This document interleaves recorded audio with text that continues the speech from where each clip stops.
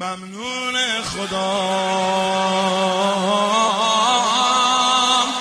که حسین آقا نوکر زادم و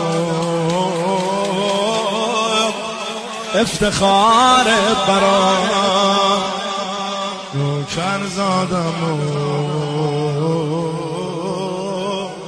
افتخار. تو هم میخوای بگی ممنون خدا که حسین آقا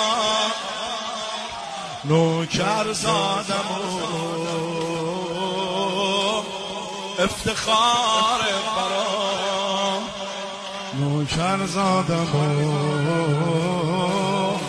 افتخار برام. ممنون خدا که حسین آقا نوکر زادم و